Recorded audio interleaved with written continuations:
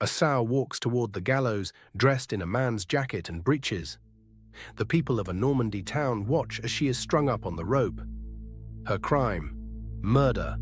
This is not a fable. It is a real trial, with real judges, a real executioner, and court records that survive to this day. And here's what doesn't fit. This wasn't an isolated case or a joke played by ignorant villagers. For centuries, some of Europe's finest lawyers defended rats and pigs before the courts with serious legal arguments. One of them nearly won. And by the end of this episode, you'll understand why an entire society decided that an animal could be guilty of a crime. Let's begin with what we know for certain.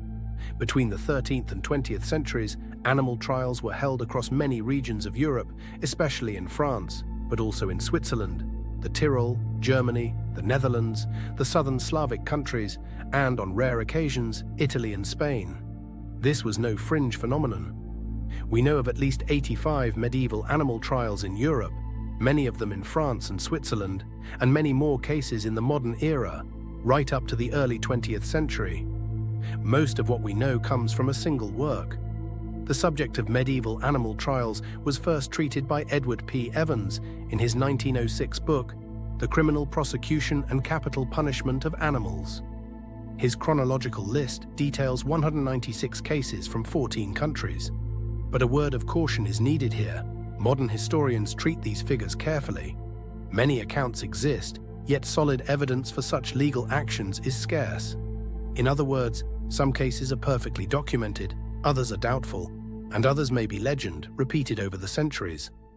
We'll keep that in mind, because what matters is not just whether each case truly happened, but that an entire legal practice existed that treated this as normal. Scholars distinguish two very different kinds of proceeding. There were two main types of medieval animal trial: secular ones, usually against a single animal or a small group, and religious proceedings against pests, like mice or locusts. The first went to civil courts, the second to church courts. And the defendants in the secular trials were almost always the same. A surprisingly high number of trials against a single animal involved pigs that had committed violence against human children. Why pigs? Because in medieval Europe, pigs roamed loose through streets and houses. They were large, hungry, and everywhere. Attacks on babies in their cradles were a real tragedy, not an imagined one. Let's return to that sow in Normandy. The most famous case took place in the town of Falaise. It concerns a sow executed in Falaise, in northern France, in 1386. The animal had attacked a child, who later died. An official trial was held, with lawyers arguing for and against the sow. She was found guilty, and on the day of the execution, she was led to the town square, dressed in men's clothing. In the spirit of an eye for an eye, she was first mutilated with a knife before being hanged. That detail, the mutilation beforehand that mirrored the child's wounds, reveals the logic of the punishment. It wasn't practical, it was symbolic. It was about restoring a broken order. But not every animal was simply condemned. Justice, however absurd it seems to us today, still followed its procedures. In a case from 1457 in Savigny, France, we have a perfect example.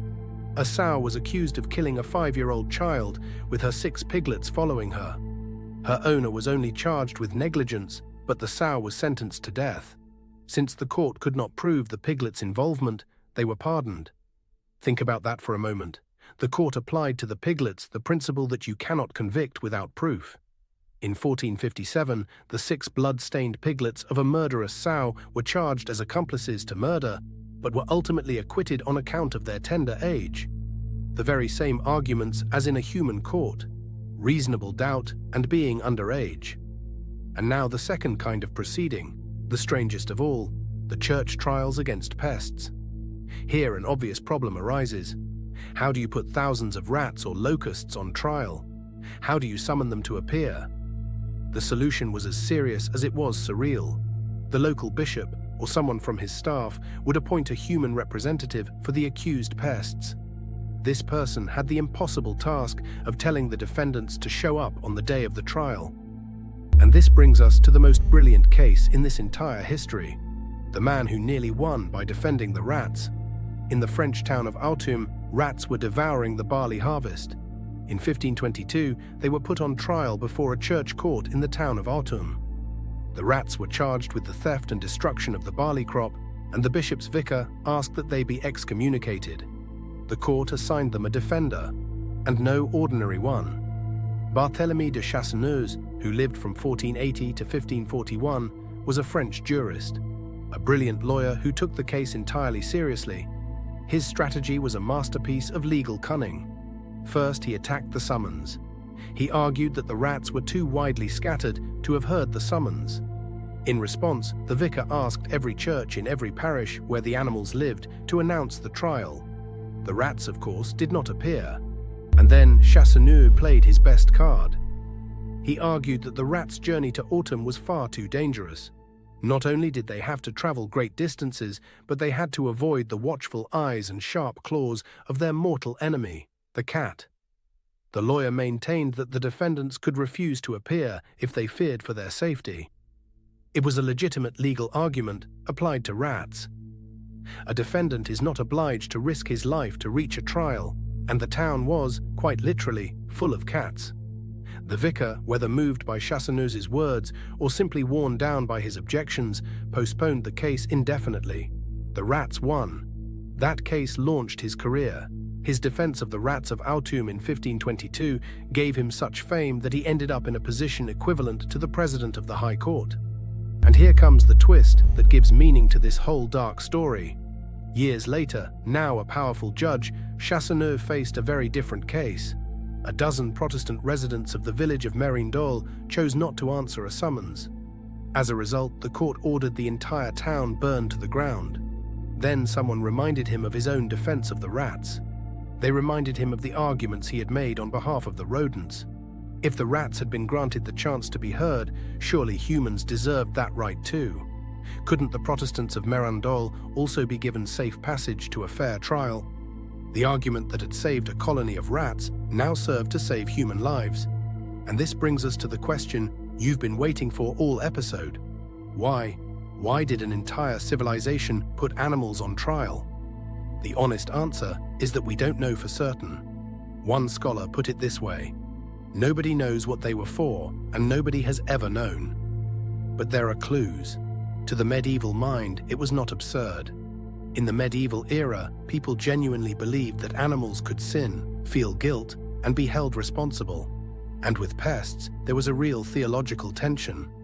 Since every animal was a creature of God, destroying a pest outright could be read as an act against divine will. Most complaints against small animals for infestation or crop destruction ended in some form of excommunication, done largely as an effort to make people feel better about exterminating them. There's the dismantling of the myth. These were not mere mock courts, nor pure superstitious ignorance. Animal trials, which peaked between the 14th and 16th centuries, were serious official proceedings, some of which lasted months and featured respected lawyers on both sides. They were, in their own way, an attempt to impose order on a terrifying and uncontrollable world.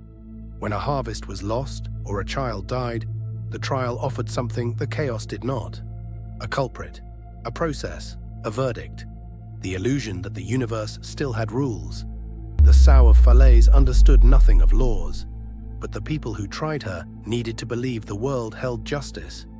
And perhaps that need, the need to find someone responsible when the inexplicable happens, is not as medieval as we'd like to think.